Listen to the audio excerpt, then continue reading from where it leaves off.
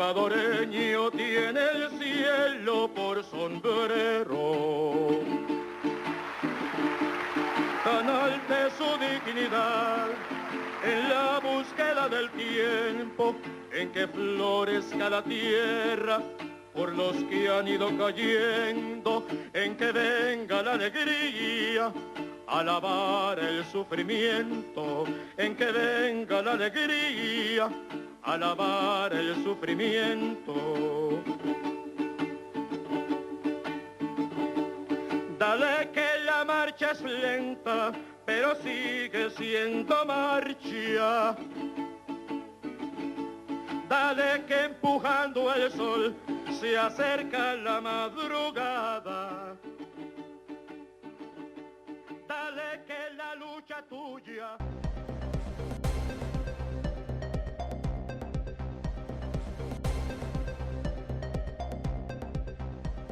El sol de Venezuela nace desde nuestro río Esequibo. Saludo a todas y todos que están activos dentro de nuestra República Bolivariana de Venezuela. Igualmente a nuestra audiencia militar y no militar, al comunero, al artesano, al cultor, al trabajador, a la clase trabajadora, como siempre, en tu pantalla, la primera, la que siempre está presente alternativamente y comunicacional, como es la televisora de nuestra Fuerza Armada Nacional Bolivariana. Hoy tenemos un invitado como siempre de lujo. Tenemos al diputado a la Asamblea Nacional de la República Revolucionaria de Cuba y quien es director también del Centro de Estudios Fidel Castro Rux. Tenemos al diputado, subdirector. Tenemos aquí al profesor Eliel Ramírez. Bienvenido, profesor.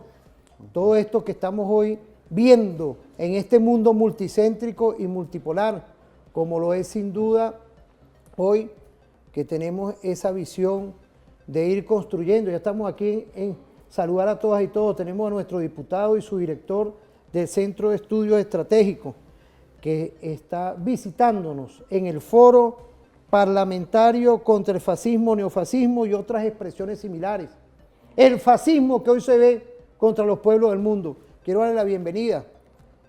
Muchas gracias, realmente una gran oportunidad de estar acá con ustedes, en la patria de Bolívar, en la patria de Chávez. Para cualquier cubano realmente pisar esta tierra es un orgullo y un compromiso sobre todas las cosas. Fíjese, Eliel, hay hoy una visión de vernos porque hay un mundo que está despertando en un nuevo orden internacional. Sigue la unipolaridad por un lado y hoy está un nuevo orden internacional contra los bloqueos, contra las medidas coercitivas. ¿Qué opina usted de todos estos temas? Porque hay algo histórico ahí, hay algo que nos mueve dentro de nuestra historia. Bueno, exactamente, hay un mundo que está pujando por nacer. Maduro ayer, el presidente Nicolás Maduro hizo una intervención, yo creo, medular en ese foro parlamentario contra el fascismo, el neofascismo y otras expresiones similares. Creo que fue un discurso de una clase magistral de historia y también de los temas actuales, ¿no? En esa relación dialéctica, pasado y presente. Y él hablaba de este parto, de este mundo que está naciendo. Y por supuesto explicaba, ¿no?, los orígenes del fascismo y por qué este repunte del fascismo en los momentos actuales, ¿no? Y daba varios elementos que nosotros pensamos que son fundamentales y coincidimos plenamente, ¿no? El fascismo surge como una respuesta también al socialismo y sobre todo a la Unión Soviética, ¿no?, en el conflicto este-oeste, y cómo le dieron aliento, cómo le dieron alas a ese fascismo. Y bueno, sabemos la historia, ¿no?, cómo Estados Unidos interviene prácticamente al final con aquel desembarco en Lombardía, pero realmente estaban apostando todos a que ese fascismo realmente fuera el que destruyera a la Unión Soviética. Y fue un Frankenstein también en muchos sentidos, como a lo largo de la historia ha creado Estados Unidos fundamentalmente como potencia líder del sistema capitalista, ¿no? Y ese Frankenstein muchas veces termina virándose contra ellos mismos, ¿no? Y bueno, vemos que hay un proceso de relativo declive de la hegemonía de Estados Unidos, que yo creo que eso se consolida cada vez más. Hay poderes, otros poderes globales que están disputando como polos de ese mundo multipolar cada vez más a Estados Unidos y por supuesto ese gran capital en Occidente sobre todo y con, digamos, con su puesto de mando fundamental en Estados Unidos está en un momento también de desesperación porque van perdiendo terreno, van perdiendo espacio y por lo tanto salen entonces estas reacciones violentas de intolerancia, de agresividad, de hostilidad muy marcada contra cualquier tipo de rebeldía, contra cualquier tipo de proyecto alternativo de los pueblos que están luchando por su emancipación, por su independencia, ¿no? Y bueno, yo creo que también, como se ha expresado, por suerte, ¿no? El 28 de julio, en las elecciones acá en Venezuela, como dijo también el capitán Diosdado Cabello, una intervención también excelente en este foro, por suerte ese 28 de julio se paró en seco aquí en Venezuela a ese fascismo que también está intentando entrar en nuestra región y que es un gran peligro para la humanidad toda, no solo para nuestros pueblos, para la humanidad en sentido general, incluso para la sobrevivencia misma de la especie humana, porque hay hasta peligros del uso del arma nuclear nuevamente. Yo trabajo en el Centro Fidel Castro, soy subdirector actualmente, y cada vez que participamos en estos espacios, que analizamos, que vemos el mundo, ¿no? Cómo se va desarrollando, siempre nos vienen a la mente las ideas de Fidel, cómo Fidel alertó de muchos de estos fenómenos con mucho tiempo de antelación, ¿no? Y por ejemplo, recordamos un discurso que él dio en Chile, cuando visitó Chile en el año 1971, y cuando el pueblo se reúne y le hace como una despedida, ¿no? Después de una gira de muchos días. Y Fidel dice, hemos visto las caras del fascismo, hemos visto la cara del fascismo, y el fascismo no se detiene ante nada, ¿no? Y es lo más anticonstitucional, lo más ilegal, lo más reaccionario que puede verse, ¿no? Y alerta al pueblo de Chile prácticamente de lo que ocurrió después, en 1973, con el golpe fascista del dictador Augusto Pinochet. Es decir, que Fidel de todos estos temas habló, como habló también del cambio climático, de los peligros que corría la humanidad, ¿no? Y la especie humana con toda la crisis climática en el mundo, ¿no? Aquel discurso memorable en la cumbre de Río. Y así, en muchas oportunidades Fidel habló de estos temas, ¿no? Y nos acompañó aquí. Nosotros pensamos que Fidel nos acompañó con sus ideas, con su ejemplo. El presidente Maduro también hizo referencia a esas ideas y por supuesto esa hermandad con el comandante Hugo Rafael Chávez Frías, que también entre ambos empezaron también a construir ese nuevo mundo, ¿no? Y a construir una nueva geopolítica en la región de América Latina y del Caribe. Yo siempre digo que Cuba era la llama encendida, ¿no? Es un polo moral. En ese mundo multipolar, Cuba es un polo moral, porque Estados Unidos no ha podido, más de 60 años, tratando de destruir la revolución cubana, y no han podido. Y el ejemplo de Cuba, realmente ellos lo tienen como decimos nosotros, ¿no? Como una piedra en el zapato o como una espina clavada en la garganta, ¿no? Y en ese sentido éramos la llama, pero cuando llega Chávez al poder acá en Venezuela, realmente esa llama empezó a correr por Latinoamérica y la espada de Bolívar nuevamente empezó a sentirse, a retumbar también en nuestros pueblos, ¿no? Y yo creo que ese legado está más vivo que nunca hoy también, con la revolución bolivariana, con las luchas que está llevando adelante el pueblo venezolano, encabezado por su presidente Nicolás Maduro, excelente continuador también de la obra, el ejemplo del comandante Chávez. Y yo creo que nosotros, Cuba y Venezuela, seguimos más unidos que nunca. Fíjate, Elier, y en esa unidad, yo creo que hoy, ahí tenemos una cápsula que quería que tú la comentaras antes de irnos a la pausa, pero vamos a verla porque en la Organización de Naciones Unidas en estos días volvieron a comentar y volvieron a condenar 187 países que acaben con el bloqueo hacia la República de Cuba, pero también uno que está postulado siempre en la promoción de nuestros derechos humanos, nuestros derechos del pueblo. Tenemos 932 medidas coercitivas unilaterales, en lo que es hoy una visión de esa unipolaridad frente a la multipolaridad. Te invito, vamos a ver ese video y volvemos. Le résultat du vote est le suivant. 187 voix pour le projet de résolution A/79/N6 est adopté.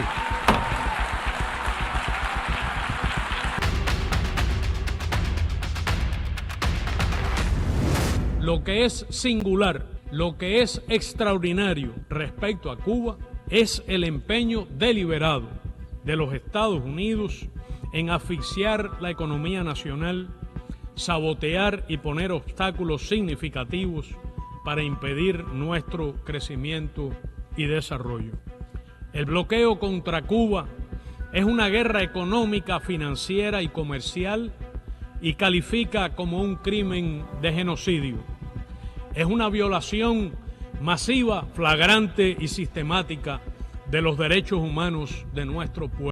Fíjate, mira, gracias. Los derechos humanos de nuestros pueblos. ¿Qué podemos decir, Elier?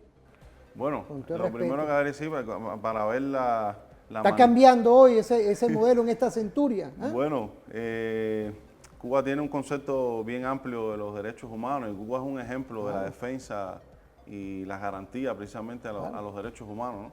Y desde que empezó la revolución, Fidel incluso, Fidel planteó muchas veces que no se podía hablar de derechos civiles y políticos, si no había derechos económicos, culturales, sociales.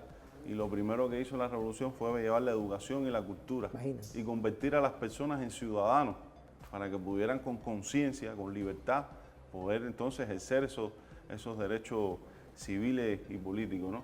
Pero es tan maquiavélico este tema del bloqueo contra Cuba en sus intenciones y en la manera en que se maneja, ¿no? Que se justifica o se trata de justificar, ¿no? Como pretexto, ¿no? De que el bloqueo es para defender los derechos humanos del pueblo cubano.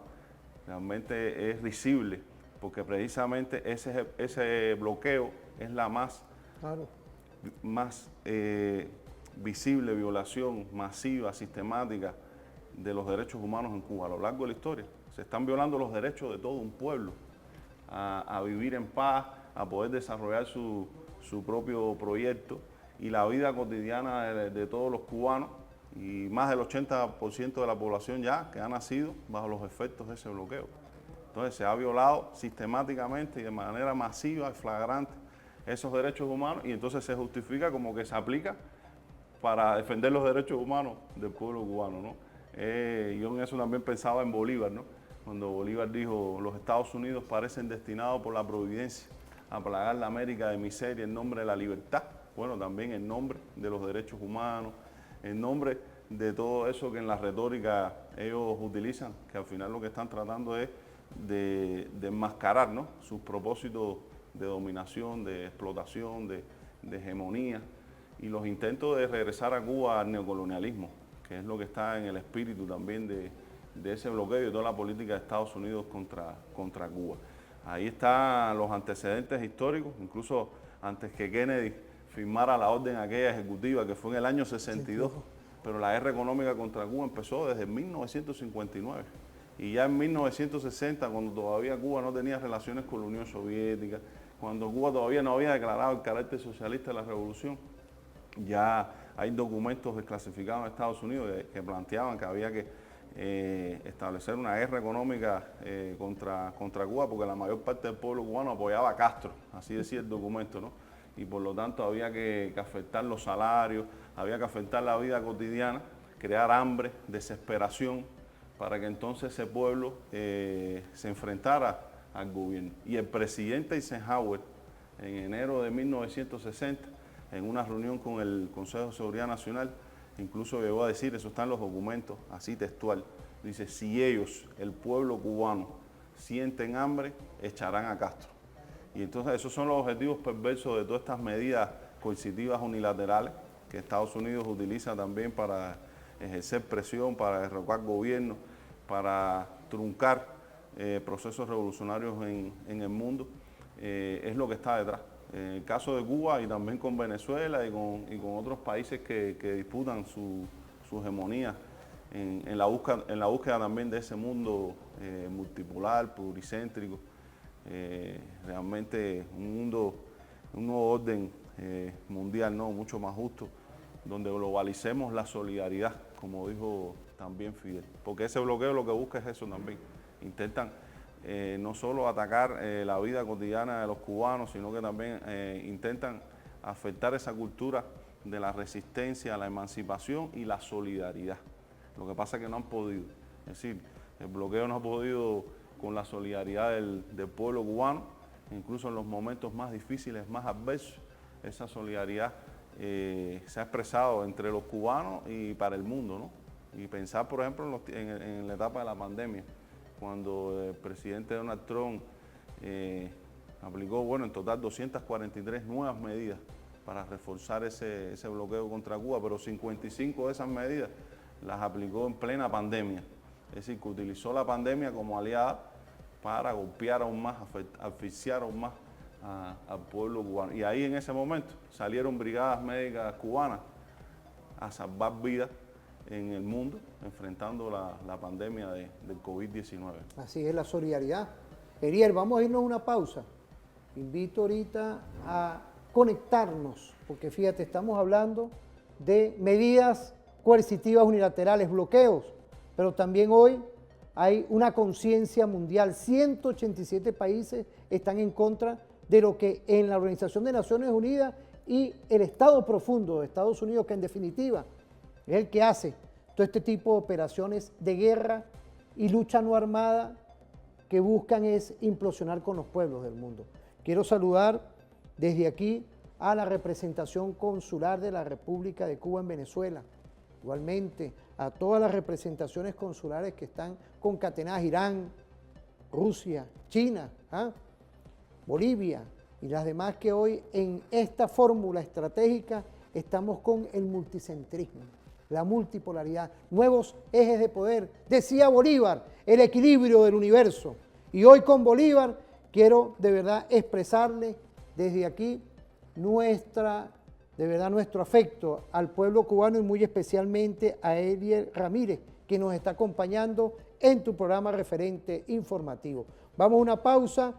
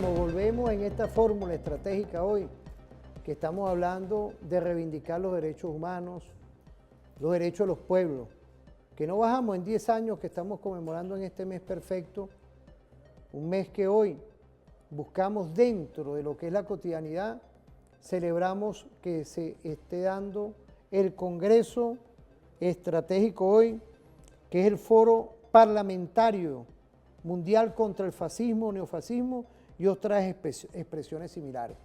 Saludamos a todas y todos los diputados de la patria, muy especialmente al profesor Edgardo Ramírez, quien es parte del equipo de esa unión estratégica en nuestra Asamblea Nacional Cuba-Venezuela. Quiero saludarlo a él, profesor, es ministro de Educación Universitaria Superior y hoy diputado. Pero igualmente volvemos a todos estos temas que son los detalles. Saludar también al embajador de la República Revolucionaria de Cuba, Ragoberto Rodríguez Barrera. Un saludo a él y a toda la representación consular que hoy, en estos lazos estratégicos, en la multipolaridad y en el multicentrismo, tenemos como invitado especial a Elier Ramírez, volvemos, diputado, y subdirector del Centro Estratégico de Estudios Fidel Castro Rux. Hoy tenemos una visión, Elier, la multipolaridad, el multicentrismo, está Bolívar, está Martí, hay algo de nuestra historia que tú nos estabas explicando. Es decir, ese es el camino correcto para encontrarnos con los pueblos del mundo hoy, cuando uno ve retumbar en esta nueva centuria lo estratégico que es, sin duda, las relaciones y los estados sociales que hoy se están dando. Efectivamente, es un tema muy interesante, ¿no? De esos lazos y esas raíces históricas que nos unen, ¿no? Porque la relación entre Cuba y Venezuela, si bien tiene, digamos, una etapa bellísima, pudiéramos decir, de fortalecimiento, ¿no? Sobre todo desde el triunfo de la Revolución Bolivariana, encabezada por el presidente Hugo Rafael Chávez Frías, realmente se remonta a mucho antes. Y pudiéramos buscar esos vínculos desde el siglo XIX, ¿no? Y Martí fue un gran bolivariano. Martí fue profundamente bolivariano. Se nutrió de las ideas de Bolívar, admiraba muchísimo al Libertador, y es interesante porque ayer el presidente Maduro hacía referencia a ese concepto de Bolívar, ¿no? Del equilibrio del universo, y pensábamos en Martí, en cómo Martí hablaba del equilibrio del mundo. De hecho, cada 2 años en Cuba se hace un evento internacional de una convocatoria realmente que abarca a todos los continentes del mundo, muchos participantes, que se llama así el evento, por el equilibrio del mundo, ¿no? Y tiene que ver con que Martí veía la independencia de Cuba y de Puerto Rico en las Antillas a finales del siglo XIX como la clave, ¿no? Como el nudo, ¿no? que determinaba el equilibrio del mundo en ese momento. ¿Por qué? Porque él había vivido en el monstruo. Él dice, viví en el monstruo y le conozco las entrañas. Es decir, vivió más, interesante porque vivió más tiempo de su vida revolucionaria en los Estados Unidos y pudo ver, es decir, el naciente imperialismo desde sus orígenes. Y él hablaba del peligro mayor. Es decir, él decía que había que hacer una guerra como un rayo contra España, porque lo que venía era el peligro mayor. ¿Y cuál era el peligro mayor? El imperialismo norteamericano, que ya se veía en sus ambiciones de lanzarse sobre Cuba, sobre Puerto Rico, y también extenderse en su dominio por el resto de la región. Y él decía que lo que podía parar eso, ponerle freno a esa expansión, era precisamente lograr en breve plazo la independencia de Cuba y Puerto Rico. Él dice, ya estoy todos los días en peligro, dar mi vida por mi país y por mi deber, estoy parafraseando, ¿no? Para evitar a tiempo que se extiendan por las Antillas los Estados Unidos y caigan con esa fuerza más sobre nuestras tierras de América. Cuanto hice hasta hoy haré es para eso. En silencio ha tenido que ser, y como indirectamente, porque hay cosas que para lograrlas han de andar ocultas. Él dice eso unas horas antes prácticamente de caer en combate, el 19 de mayo de 1895. Y todo lo que él vio, todo lo que él visionariamente ya había planteado, bueno, lamentablemente en 1898 se produce la intervención de Estados Unidos en Cuba, en el conflicto cubano-español, y fue la consumación de la doctrina Monroe. A partir de ahí, todo lo que había soñado Estados Unidos y lo que había planteado, ¿no? en la doctrina Monroe empieza a consumarse precisamente por Cuba. Es decir, en 1898 logran empezar esos éxitos, como ellos le llaman. Y por ahí mismo, es interesante porque por ese mismo punto geográfico, en 1959 entonces empieza a romperse esa doctrina Monroe en su consumación exitosa. Y no solo a romperse con una revolución que llega al poder, sino una revolución que ha sobrevivido durante más de 60 años. Eso también explica por qué la política de Estados Unidos hacia Cuba también tiene elementos emocionales, culturales, de que lo que se logró por parte de Estados Unidos a partir de 1898 por ese punto geográfico, empezó entonces un desafío inadmisible para ellos en sus propias narices, porque Cuba está ubicada geográficamente en las propias narices de ese imperialismo norteamericano. Y es inaceptable para ellos, ¿no? Ese ejemplo moral. Fíjate, es importante porque estamos tocando un tema estratégico hoy que va dentro de nuestra historia. El destino manifiesto, eso es algo mágico que ellos creen que cuando quieren es de ellos las cosas, los estados, los pueblos, así mismo. Saltamos a la doctrina Monroe, que vino mucho después, ¿no? 200 años el año pasado. Por eso, fíjate, todos estos temas van dentro de esa fórmula histórica que ha explicado nuestro presidente Nicolás Maduro Moros en este foro internacional, que hoy estamos hablando con nuestro diputado Elier Ramírez, y quería yo también enfocarnos en un tema estratégico que es hoy noticia. Ayer, con todo este andamiaje de imposiciones, y continúan ellos, que el pueblo y los pueblos del mundo y los gobiernos le dicen con 187 naciones que no continúen los bloqueos, las sanciones. Eso lo vimos ahorita en la Organización de Naciones Unidas. Pero vemos hoy un nuevo orden internacional. Decía el presidente en estos días, en conjunto ya con el presidente Putin, nuestro presidente, el presidente Putin. Quiero saludar igualmente a Miguel Díaz Canel, nuestro presidente de la República de Cuba, exministro de Educación Superior, estratega perfecto de lo que es hoy la educación para liberar, la educación para neutralizar por medio de la ciencia, la tecnología, esa innovación hoy perfecta para ir rompiendo esas alamedas, como lo explicó Elier con el tema de Fidel cuando estuvo en Chile. Estamos haciendo como un recuento. Ayer y hoy, el nuevo orden internacional, los BRICS, son fórmulas que rompen con esa historia imperial y colonial que hoy quieren seguir todavía en esta cintura imponiéndonos, Elier. Efectivamente. Yo creo que nosotros hemos tenido a lo largo de la historia dos enemigos principales. Y yo digo que el primer enemigo ha sido precisamente, sí, los distintos gobiernos estadounidenses y el imperialismo norteamericano, porque yo creo que ese es, digamos, el enemigo principal. Entre los enemigos que enfrentamos, el enemigo principal es ese.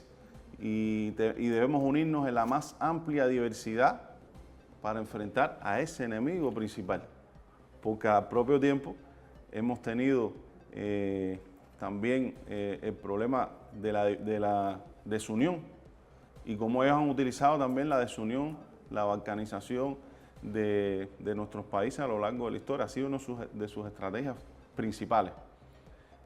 Y viene también desde el siglo XIX. Y viene también en sus planes contra Bolívar, contra los proyectos bolivarianos. Por eso que el presidente decía también, con mucha razón, que ya Venezuela estaba en los BRICS hace 200 años. Porque si ese polo de poder realmente era difícil, ¿no? En aquel momento, por razones geográficas, las interioridades de los países. Pero si esa gran Colombia se hubiera logrado mantener, si no se hubiera balcanizado, cómo fuera el mundo de hoy, ¿no? Y realmente Estados Unidos entró en pánico en ese momento. Y Bolívar dice esa frase en 1829, teniendo elementos de toda la actitud de Estados Unidos, pero no tenía todos los elementos, era imposible que él conociera toda la red conspirativa antibolivariana que había tejido los gobiernos de Estados Unidos contra Bolívar, al cual lo llamaban, lo atacaban y le decían el loco de Colombia, el dictador, el usurpador. En aquella época no existían las redes sociales, ni existían los medios de comunicación que hay hoy, pero existía la prensa y eran constantes los ataques. Y no existían las agencias de inteligencia que tiene Estados Unidos hoy, no existía la CIA, pero ejercían la labor de espionaje y inteligencia a través de los representantes diplomáticos que tenían en los países liberados también por Bolívar. Y ahí tejieron, y bueno, y también desde México, porque en México estaba Poinsett, que había sido expulsado de Chile, y era el representante diplomático de Estados Unidos en Chile, y él unido a Harrison en lo que era la Nueva Granada en ese momento, y William Tudor, que estaba en Perú. Así es. Y cuando uno ve, era como una red, y están todos los documentos que enviando, de las notas que enviaban pudiéramos decir, la Cancillería de Washington. La diplomacia del coloniaje imperial. Exacto, y cómo tenía hay incluso documentos donde dice, tenemos buena parte de las cartas del Libertador, conocemos sus planes y vamos a atentar contra esos planes. Y efectivamente hubo razones internas, ¿no? Que no se pueden desconocer, que llevaron a los motines y al levantamiento, a la división que se da, que termina en la desintegración de la Gran Colombia. Pero detrás de todo eso estuvo la mano también de los Estados Unidos, claro, para tratar de que los sueños de Bolívar no tuvieran una materialización práctica, igual que los sueños de Bolívar de extender la independencia, llevar la independencia a Cuba y Puerto Rico, porque él tenía ese plan, y había un plan incluso con Guadalupe de Victoria en México de hacer una expedición conjunta. Así es. Estados Unidos utilizó la amenaza militar, la amenaza diplomática, para que eso no se materializara, ¿no?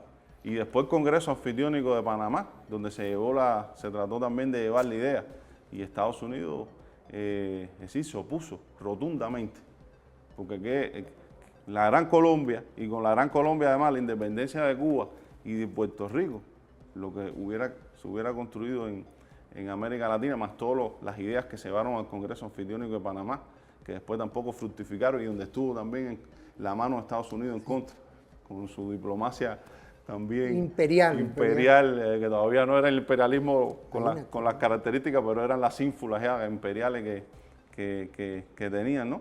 Y ahí también influyeron mucho en dividirnos, ¿no? En balcanizarnos, y realmente muere Bolívar, pudiéramos decir, con el arma en vilo en 1830, porque no se logró esa unidad que hubiera sido imprescindible en Hispanoamérica, incorporando Cuba y Puerto Rico, ¿no? Fíjate, tocaste un tema. Simón Bolívar, ciudadano mexicano, 1824, ¿no? 2024, ¿no? Fíjate lo que estamos hablando hoy. Ese nuevo orden internacional tiene una historia. Nos estamos prácticamente saliendo de ese coloniaje imperial que tiene años de historia queriendo implosionar, y aún todavía con bloqueo y medidas coercitivas. Te invito a ver si podemos ver una cápsula que es ese nuevo orden internacional con los BRICS.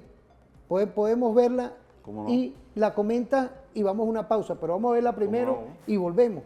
Estamos de verdad en esta fórmula perfecta. Vamos a ver esa cápsula.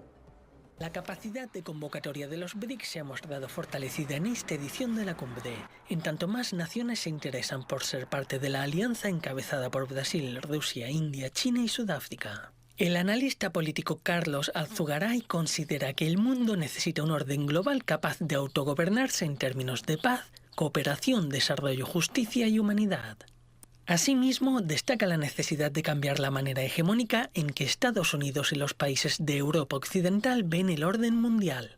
Y destaca que justo la reunión del BRICS propone un modelo inclusivo de gobernanza global que puede ser seguido con éxito por otros países. La propuesta del presidente Xi Jinping, con esos 5 aspectos que se mencionaban: paz, humanidad, reforma innovadora, verde y en el centro del hombre, son básicamente los aspectos que habría que considerar y que son los que dan el carácter a la actividad del BRICS. Y es muy importante que en la declaración final de los BRICS, que acaba de ser publicada, se recogen todos esos aspectos que proponía el presidente Xi Jinping. Yo comprendo que muchos países del sur global vean en el BRICS un aliado importante y que aspiren a formar parte de una manera u otra, ya sea como miembros plenos, ya sea como miembros asociados del BRICS. Yo creo que esto es una cosa que es elemental y que está sucediendo porque lo demanda la sociedad internacional. Carlos Alzugaray señaló que a Cuba le es crucial contar con el apoyo de los BRICS para neutralizar la guerra económica que le hace Estados Unidos desde hace más de 60 años. En este caso, contaría con un apoyo internacional extraordinario, que proporcionaría ventajas incluso ante las presiones financieras, dada la proyección de este grupo de desligarse del uso primario del dólar estadounidense. Desde que el país caribeño planteó su deseo formal de sumarse como miembro asociado a esta alianza a inicios de octubre de este año, el analista político cubano reconoce los aportes fundamentales que Cuba puede ofrecer al BRICS.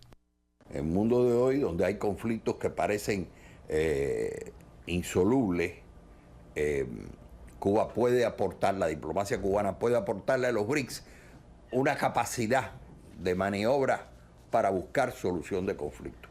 Y lo segundo, que es tan importante como lo primero, es la capacidad demostrada de Cuba de promover acciones de cooperación sur-sur en terrenos que muchas veces han sido echados a un lado, como la cooperación sanitaria.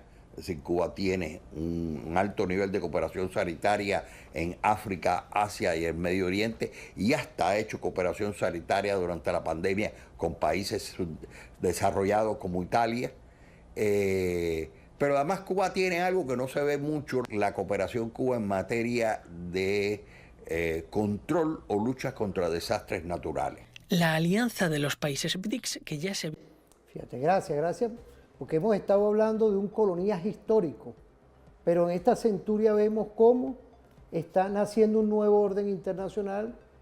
Cuba, Venezuela, quiero saludar a Nicaragua también, a la representación consular de Nicaragua que se encuentra aquí en Venezuela, y está también dentro de todo este modelo civilizatorio contra los bloqueos, contra las medidas coercitivas.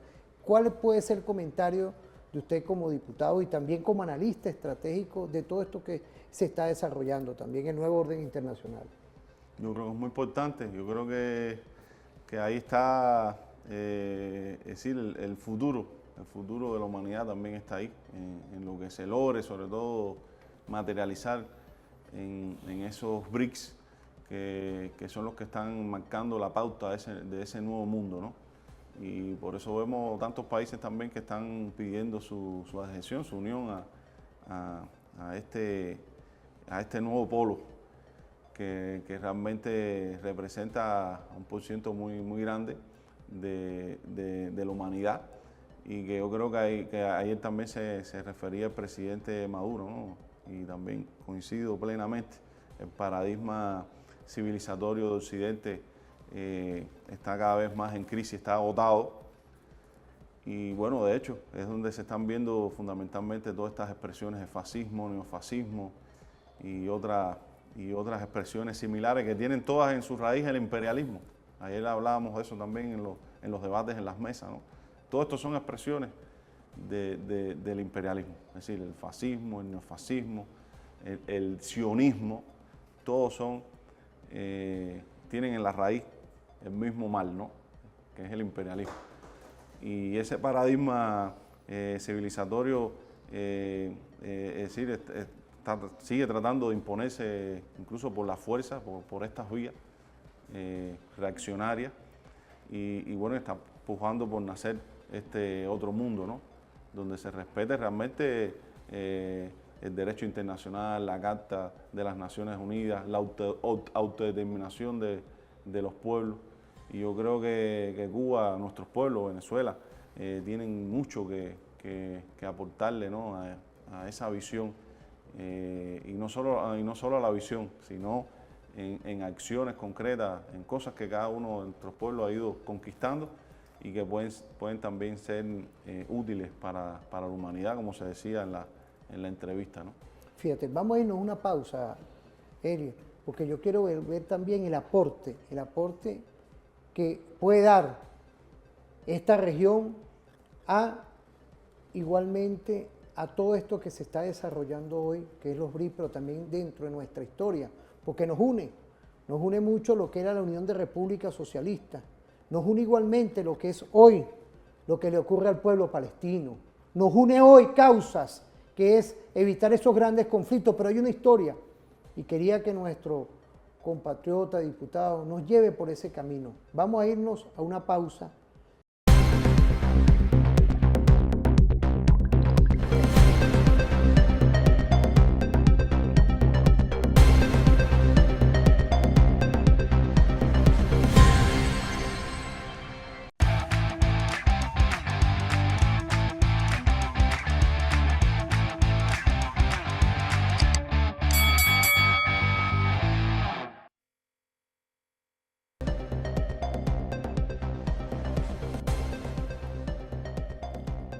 volvemos hoy en lo que se está realizando en la República Bolivariana de Venezuela, que es ese foro mundial contra el fascismo, el neofascismo, e igualmente y otras expresiones similares.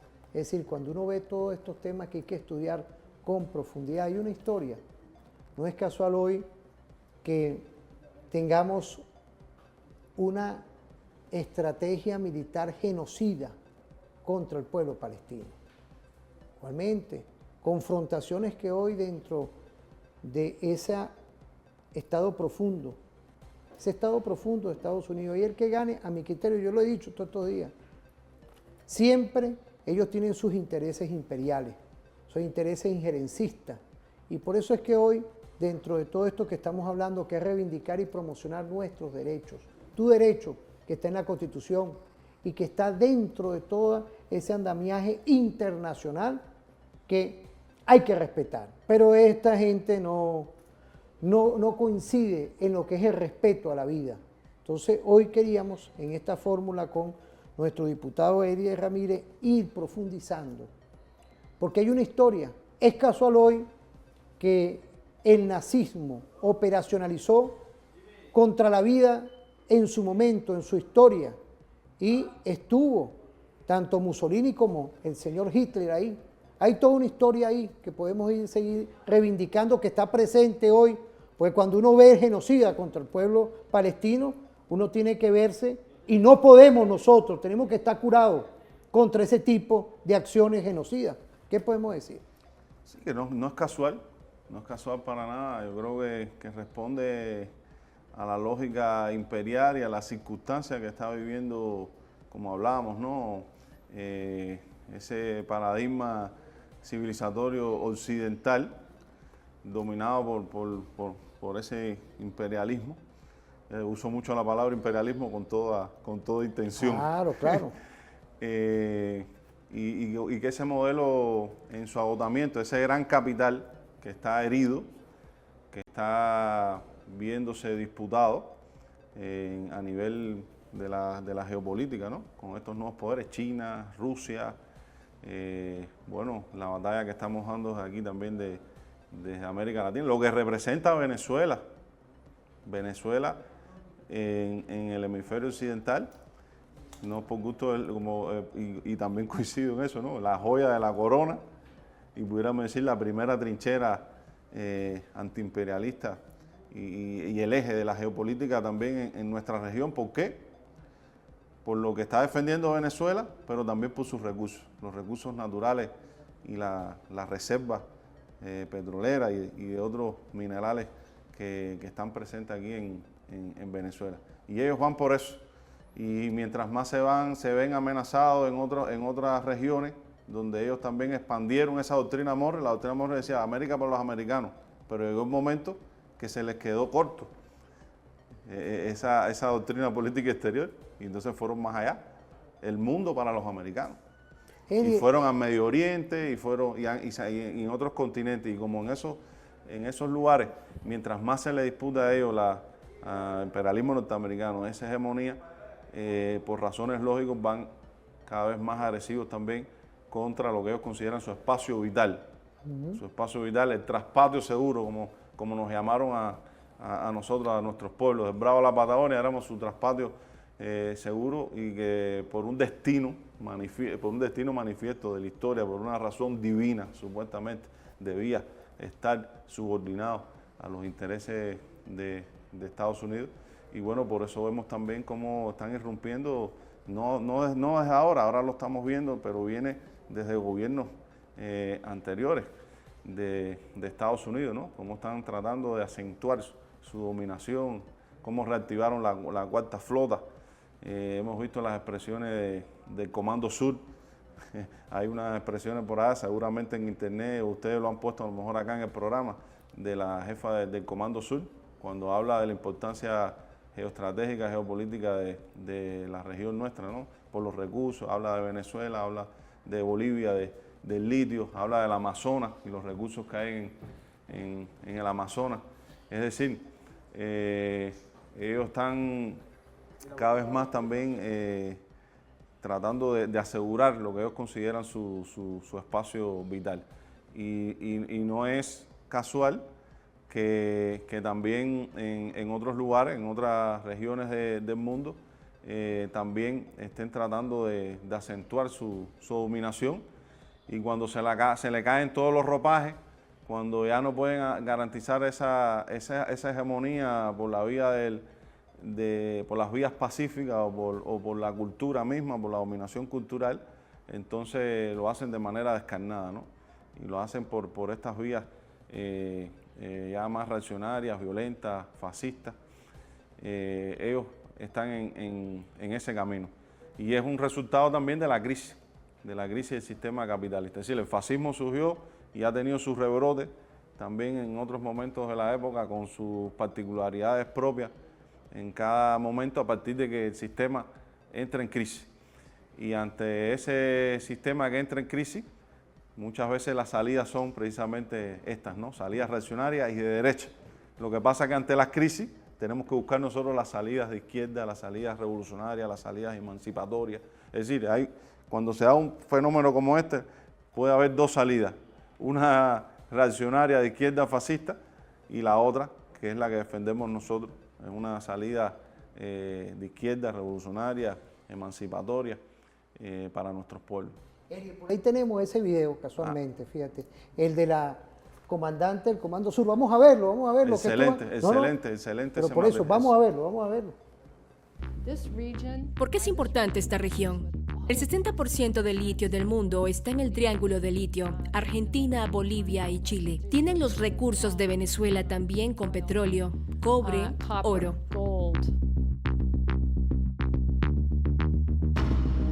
Creo que tenemos algo de competencia, y justo aquí, muy cerca de nuestra patria, a como me gusta llamarlo, en la zona roja. Y nunca habíamos tenido una competencia igual antes. Tenemos que hacer las cosas un poco diferentes. Si hablo de mi adversario número 2 en la región, Rusia, quiero decir que tiene relaciones con los países de Cuba, Venezuela y Nicaragua, pero lo que realmente veo en otros 6 países, por cierto, es un total de 9 países que tienen equipos rusos, y estamos trabajando para reemplazar ese equipamiento con tecnología militar de Estados Unidos. ¿Por qué es importante esta región? Con todos sus ricos recursos y elementos de tierras raras, tienen el triángulo de litio que hoy en día es necesario para la tecnología. El 60% del litio del mundo está en el triángulo de litio, Argentina, Bolivia, Chile. Tienen las reservas de petróleo más grandes, crudo ligero y dulce descubierto en Guyana hace más de un año. Tienen los recursos de Venezuela, también con petróleo, cobre, oro.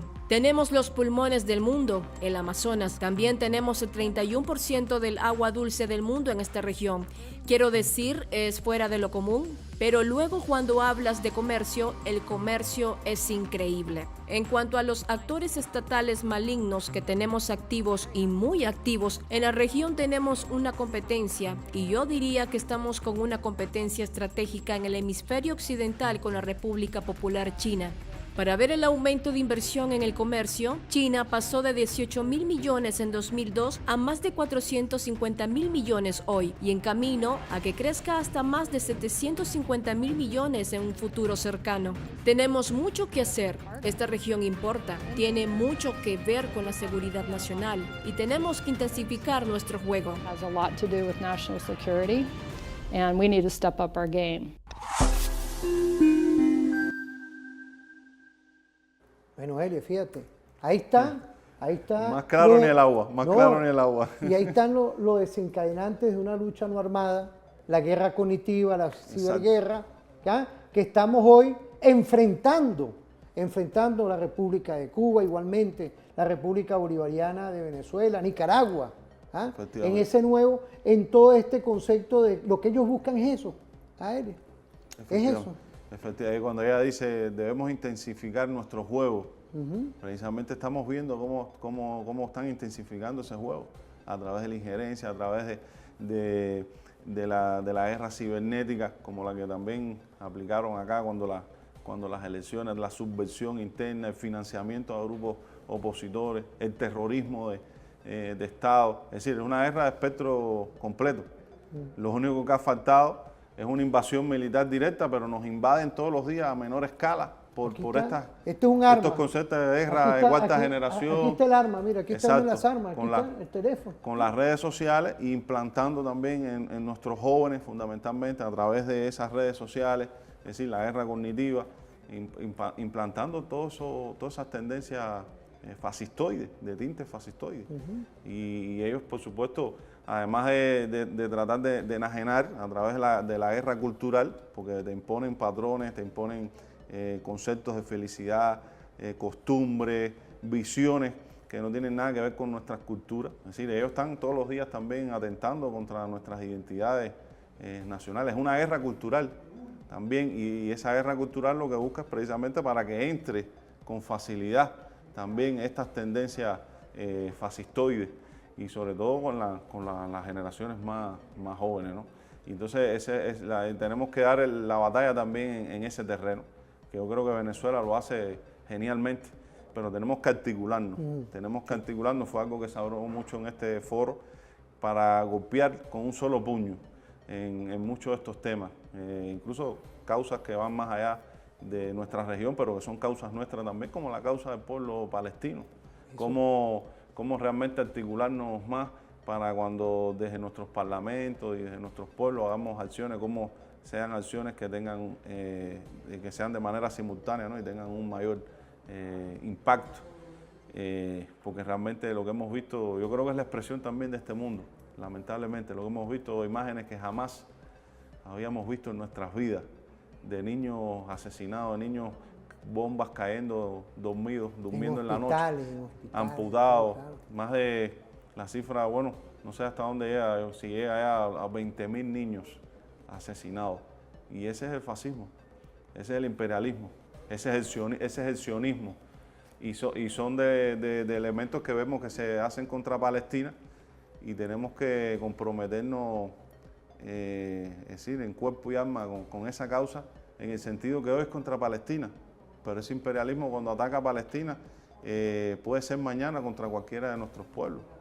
Cuando ataca a Venezuela, está atacando a Cuba. Y yo creo que esa conciencia de que patria es humanidad, ¿no? También de José Martí, la tenemos que tener hoy más claro que nunca, ¿no? Pero yo creo que nada, se trata de unirnos cada vez más, de articularnos y de actuar en todos los escenarios, en el espacio físico, como llamamos nosotros, porque la movilización, la comunicación directa jamás puede ser sustituida, ¿no? Pero tenemos que entrar también en estos terrenos, que son donde ellos están, la manufactura del consenso, la que hablaba Noam Chomsky, la están haciendo por estas vías. Y los niños, antes de llegar a la enseñanza, ya saben y usan los teléfonos móviles, y a partir de esos teléfonos móviles ya le empiezan a dar una visión del mundo, ¿no? Entonces, por eso también tenemos que crear un frente cultural y comunicacional. Así es. Algo que se ha hablado mucho, pero que todavía no hemos logrado del todo, ¿no? Cómo nos articulamos también en un frente común cultural, comunicacional, que para defendernos y alcanzar la victoria también en estos terrenos que el enemigo está usando muchísimo, con esos códigos de las redes sociales digitales, ¿no? Es importante el estudio de lo que tú nos estás dando, nos estás indicando, cuando uno ve que detrás de todo esto, amiga, amigo, lo que hay es recurso natural y materia prima. Y otra cosa también, lo que ha desarrollado el pueblo cubano, que tiene que ver con las políticas sanitarias, que eso al imperialismo no le conviene, olvídate de eso. Igualmente lo que es el tema de protección civil y otros temas más que tienen que ver hoy, que son logros, la ciencia, por eso. Cuba, sí, la diferencia de Venezuela no tiene esos grandes recursos, ¿no? Pero lo que ha creado la revolución, claro, a pesar del bloqueo, a pesar de... Es un valor agregado. Ha creado un capital humano, claro, y eso se materializa y se ve, ¿no? En la ciencia, por eso creamos nuestras propias vacunas. Claro. Creamos nuestros propios ventiladores pulmonares cuando Estados Unidos trató de evitar que llegaran en medio de la COVID, ¿no? La atención del COVID fue una alianza, y quiero agradecerle al pueblo chino y al pueblo ruso, igualmente al pueblo cubano. Nos unimos todos en función de acabar con ese mal, que ese mal, como es el tema del COVID, que lo sufrimos todos. Todos lo sufrimos, exactamente. y Cuba dio un ejemplo también en ese sentido de ese capital humano y de lo que es una revolución cuando coloca al ser humano en el centro de todos los procesos, es decir, el humanismo, ¿no? Y ese es el paradigma civilizatorio por el cual estamos luchando, ¿no? Ariel, vamos a irnos a una pausa. Vamos a irnos a una pausa.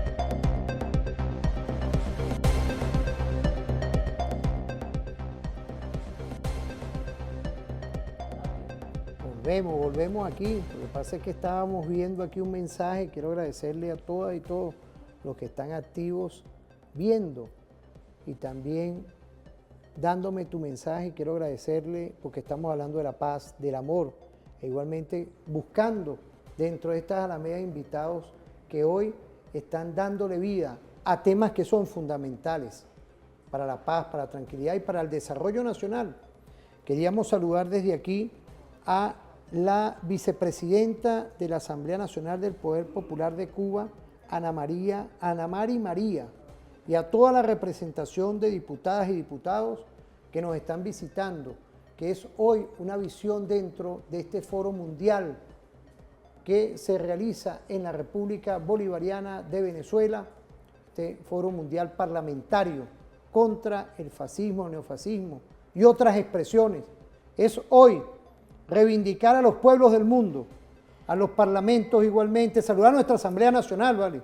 Diputadas y diputados que hoy están igualmente concatenados en este estudio permanente, a nuestro presidente de la República Bolivariana de Venezuela, que estuvo liderizando estos actos de alta visión de lograr que el mundo hoy tenga conciencia, genocida contra el pueblo palestino, medidas coercitivas unilaterales contra varios países del mundo. Es decir, pareciera que lo que gravita aquí es el injerencismo. Yo quería invitarte, Elia, que aquí tenemos un video del presidente Vladimir Putin que nos habla un poco de una historia reciente y de lo que es hoy un nuevo orden internacional. Tenemos hoy un historiador, pues, historiador estratégico hoy, que nos está dando una lectura. Vamos a ver ese video. Han estado acostumbrados durante siglos a llenar sus estómagos con carne humana y sus bolsillos con dinero, pero deben entender que el baile de los vampiros está llegando a su fin. La economía rusa está creciendo, esto es un hecho, y un hecho que no lo registramos nosotros, sino las organizaciones económicas y financieras internacionales. En términos de paridad de poder adquisitivo, hemos superado a la República Federal de Alemania y hemos ocupado su lugar, el quinto lugar, entre las economías más grandes del mundo. La economía alemana se contrajo el año pasado un 0.3%, mientras que nosotros crecimos un 3.6%. Japón creció en un pequeño porcentaje, pero si todo avanza al mismo ritmo que hoy, entonces tenemos todas las posibilidades de ocupar el lugar de Japón y convertirnos en la cuarta economía del mundo en un futuro próximo. ¿Estamos listos para negociar en el conflicto en Ucrania? Sí, estamos listos. Pero solo estamos listos para negociar sobre la base de realidades que se han formado, como se dice en tales casos, sobre el terreno, y no sobre deseos después del uso de psicotrópicos. Eso es lo primero. Segundo, nos han prometido muchas veces diferentes cosas. Prometieron no expandir la OTAN hacia el este, pero luego vemos que están cerca de nuestras fronteras. Prometieron, si no profundizamos en la historia, que el conflicto interno en Ucrania se resolvería de manera pacífica mediante medios políticos. Recordemos que vinieron 3 ministros de Asuntos Exteriores a Kiev, de Polonia, Alemania y Francia. Prometieron ser garantes de esos acuerdos, pero al día siguiente ocurrió un golpe de Estado. Prometieron cumplir los acuerdos de Minsk, pero luego declararon públicamente que no tenían la intención de cumplir esas promesas, solo tomaron una pausa para armar al régimen en Ucrania. Nos han prometido muchas cosas, por lo tanto, Aquí las promesas solas no son suficientes. Ahora bien, negociar solo porque se están quedando sin municiones es algo ridículo. Estos llamados 1.000 millones de oro durante siglos, 500 años, prácticamente han parasitado a otros pueblos. Han desgarrado a las desafortunadas naciones de África, han explotado América Latina, han explotado países de Asia y por supuesto nadie ha olvidado eso. Tengo la sensación de que incluso no se trata del liderazgo de los países de los BRICS, aunque eso es muy importante, sino que los ciudadanos comunes de estos países sienten en su corazón lo que está sucediendo. Nuestra lucha por nuestra independencia y verdadera soberanía la vinculan con sus aspiraciones hacia su propia soberanía y desarrollo independiente. Pero esto se agrava por el hecho de que en las élites occidentales existe un fuerte deseo de congelar la injusta situación existente en los asuntos internacionales. Han estado acostumbrados durante siglos a llenar sus estómagos con carne humana y sus bolsillos con dinero. Pero deben entender que el baile de los vampiros... Fíjate, cuando uno ve al presidente Putin, nos da una relación del conflicto, de cómo ellos buscan por medio de la operación militar, el caso de Ucrania con la OTAN, pero igualmente el caso de Palestina que está presente, las medidas coercitivas unilaterales. Pero hay una historia, el coloniaje con la imposición, como ha hecho con respecto, amigas y amigos, con venir a esta América, el término de Bolívar, esta América meridional, y vinieron con un fulano, con el señor Colón, a querer imponernos todo un modelo del que nos quitaron nuestra identidad cultural, nos quitaron todo. Y hoy vemos como en esta centuria existe un nuevo orden internacional y del que estamos hoy luchando igualmente en esta centuria contra el injerencismo. ¿Qué podemos decir de todo esto, apreciado diputado? Igualmente saludar igualmente a toda la delegación cubana que está aquí, igualmente de todos los países del mundo. Aquí está nuestro coronel Patiño, vicepresidente de nuestra televisora, como siempre, activo aquí. ¿Qué podemos decir de todo esto? No, muy interesante y muy importante. Hay una historia, hay toda una historia. La historia es la maestra de la vida.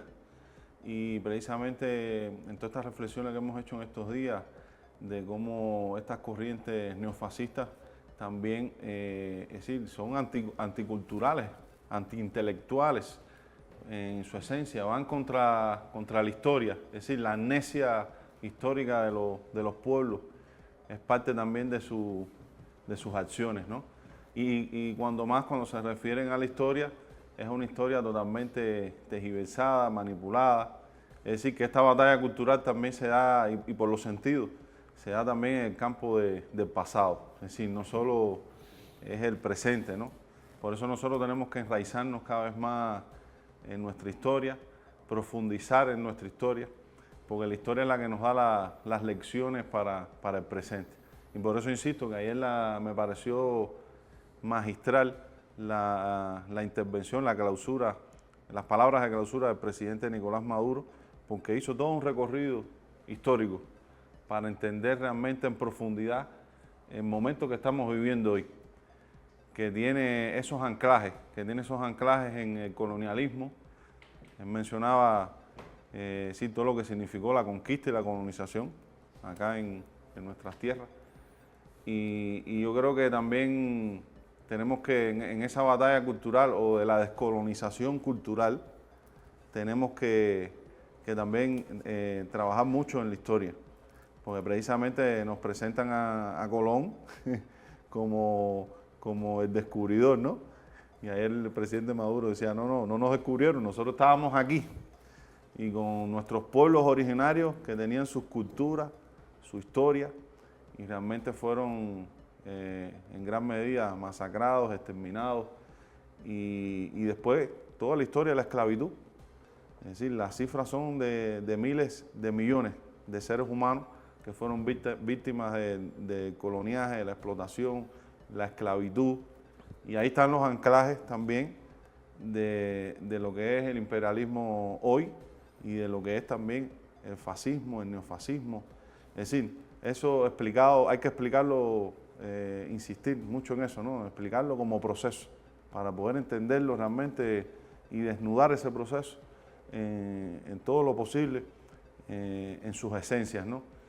Y esa es una batalla también fuerte, ¿no? La batalla, nosotros en Cuba es interesante porque venimos prácticamente directo del Congreso de la UNIA, que es la Unión de Escritores y Artistas de Cuba, y el tema central que se abordó en ese congreso fue el tema de la batalla contra el colonialismo cultural, que también yo creo que es parte de la batalla que debemos emprender, ¿no?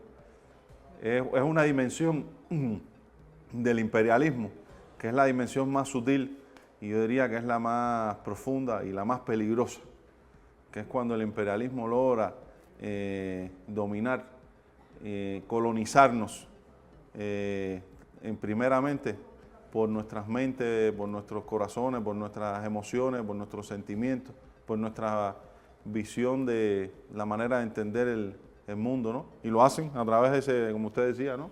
A través de ese aparatico y de las redes sociales que lo están usando mucho. Ahora, y ese fue el tema central. Ahora, habría que, vamos a hablar en términos médicos, ni tú ni yo somos médicos, sí. Habría que generar una vacuna para toda esta estrategia de lucha no armada que busca el imperialismo. Exacto. Mira, Fidel decía, hablando de eso, decía, sembrar ideas, sembrar conciencia. Este congreso, este foro internacional y otras estrategias pueden servir para... Muchísimo. Ha sido un espacio de reflexión y de transmisión de ideas y de articulación también de nuestras fuerzas en el mundo, ¿no? Los que abogamos por un mundo distinto, ¿no? Un mundo posible, decíamos. Exactamente. Mundo posible, ¿no? Y yo creo que hay una anécdota de un fascista, de Hitler, que cuando decía que veía a la cultura, a los intelectuales, sacaba su pistola. Y creo que Luis Brito, un gran intelectual venezolano, ha hecho referencia, dice, cuando veo a un fascista, saco mi cultura. Yo creo que hay que trabajar mucho en la educación, que hay que trabajar mucho en la cultura más allá de lo artístico y lo literario, es decir, importante, el arte y la literatura también son imprescindibles para la elevación espiritual. Ese encuentro que ustedes tuvieron de lo que es el colonialismo cultural, eso fue en Cuba, lo hicimos en el Congreso de la UNIA, pero es que existe un programa, en Cuba hay un programa que se llama Programa Nacional contra el colonialismo cultural. Eso va dentro de todo esto. Y tiene, exactamente. Discúlpame que te pregunte. No, es un intercambio, claro, creo que Amá me ayuda. No es eso, sino que vemos cómo hay una política dentro de las redes sociales, que lo que menos se vislumbra ante la globalidad, estos temas que estamos conversando hoy. Ese imperialismo no le interesa, ni a Munia, ni a los demás que están ahí metidos en esa visión de llevar comunicación muy diferente a lo que es la identidad nuestra, la identidad de los pueblos. Porque lo que busca el gran capital y es el imperialismo, insisto, nuevamente, ¿no? No es importante. Ni siquiera es crear un pensamiento único, es que las personas cada vez piensen menos, que las personas no tengan un pensamiento crítico, es decir, que les permita discernir entre aquello que atenta incluso hasta contra la condición humana, ¿no? Puedes ver todo, ¿no? Y no puedas distinguir entre lo que tiene valor desde el punto de vista artístico, cultural, espiritual, y aquello que lo que busca es precisamente trasladarte los valores más negativos, más nefastos, ¿no? Que se puedan pensar, ¿no? Y cómo crear un pensamiento crítico persona a persona, y sobre todo con las nuevas generaciones que sean capaces de verlo todo, pero saber discernir y decir dónde está realmente lo que tiene valor y dónde está aquello que me quiere manipular, que me quiere tergiversar, que quiere inocularme otros valores que no son los valores de mi identidad y de mi historia, ¿no? Yo creo que es un combate fuerte, pero que tenemos potencial grande, tenemos grandes reservas, ¿no? Morales, espirituales, culturales en nuestros pueblos que nos permiten enfrentar todo eso, ¿no? En pleno periodo especial, en el momento más difícil en Cuba, ¿no? Cuando cayó el campo socialista en un congreso de la UNIA en el año 1993, Fidel dijo que todos se sorprendieron, ¿no? Porque faltaba todo, la alimentación, los medicamentos, una situación muy difícil, el transporte, y Fidel dice, la cultura es lo primero que hay que salvar. ¿Qué profundidad? Y no estaba hablando solo de lo artístico y lo literario, que tiene una gran importancia. Estaba hablando precisamente de la cultura, de esa visión más amplia, ¿no? De los valores, de la identidad, de la patria, porque la cultura es la patria, claro. Al final. Fíjate, cuando tú das esa reflexión, vemos cómo en una operación no militar dentro de lo convencional, con fusiles, vemos como la lucha no armada está ahí. Y vemos cómo hay que salvaguardar nuestra identidad, quiénes somos y por qué está sucediendo eso. Cuando uno ve todo este andamiaje de este programa hoy, quiero de verdad darle vida a lo que está dando nuestro diputado, de las cosas que hoy tenemos que ir conservando y valorando, que son nuestros axiomas, nuestra parte, nuestros valores estratégicos, para que ninguna persona extranjera que venga con una política injerencista quiera quitarnos lo que es de nosotros. Exactamente. No, y fíjate si el enemigo trabaja, es decir, históricamente lo ha hecho, pero cada día se perfeccionan más, ¿no? en sus instrumentos. Y tienen manuales, hay el libro blanco para la guerra política, de la Fuerza de Operaciones Especiales. Nosotros hicimos en Cuba un trabajo sobre eso, pero tienen otros manuales. No, pero tienes toda la razón, tienes toda la razón. Hay que estudiar enemigos. Y lo tienen en sus Fuerzas Armadas, y aplican las guerras culturales, la guerra cognitiva, y todo esto tiene el elemento cultural también, comunicacional, en el centro, ¿no? Entonces dice, cuando ya logramos destruir esos valores en un pueblo, lo demás es fácil, lo demás está garantizado. Cuando logran ya borrar tu identidad, cuando logran conquistar tus mentes, cuando logran conquistar tus corazones, ya prácticamente está garantizado, es decir, los objetivos imperiales, ¿no? Sobre un pueblo, sobre un territorio, y todos estos elementos son, yo creo, muy importantes realmente. Te agradezco, Eli, de verdad. Quiero mandarte un saludo de parte de nuestro equipo de producción, el profesor Demetrio Francisco Flores, igualmente Wilder Vargas, Omar Ruiz, todo este equipo. Igualmente saludar desde aquí a nuestro ministro, a nuestro general en jefe, Ibrahim Paino López, todo nuestro Estado Mayor Superior, igualmente uno como coordinador de la especialización en simulación y juegos estratégicos de nuestro Instituto de Alto Estudio de la Seguridad de la Nación. Vemos cómo hoy todos estos referentes que tú nos das es importantísimo, porque estamos y tenemos que estar unidos contra lo que es una lucha no armada, ¿verdad? Vacunarnos contra el fascismo, con el neofascismo y otras estrategias de ello. Quiero saludar igualmente a todos los que han hecho de verdad en este momento este foro internacional. Aquí quiero agradecerte. Quería que tú mismo le dieras unas palabras para despedir nuestro programa, que se nos ha hecho corto hoy. Sí, no, realmente agradecer yo infinitamente la posibilidad de haber estado acá con usted en este programa tan importante, ¿no? Y tener la oportunidad de regresar a Venezuela. Es mi quinta visita a Caracas, y realmente siempre pensamos también en Martí, ¿no? Que, como dijo, ¿no? Tiene muchas cosas escritas de Venezuela. Cuando vino y dijo, sin quitarme el polvo del camino, y fue a rendirle tributos a Simón Bolívar. Pero también una frase que yo creo que los cubanos la tenemos en el corazón, ¿no? Que dijo, y lo voy a parafrasear, ¿no? Dijo, deme Venezuela en qué servirla. Ella tiene en nosotros a sus hijos.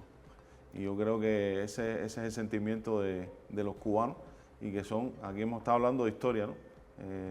Y me he sentido realmente muy bien haciendo todo este intercambio con usted acá en este programa. Y yo creo que esas raíces también las tenemos muy profundas, y explican también el porqué de ese sentimiento, ¿no? Bueno, muchas gracias, Eli.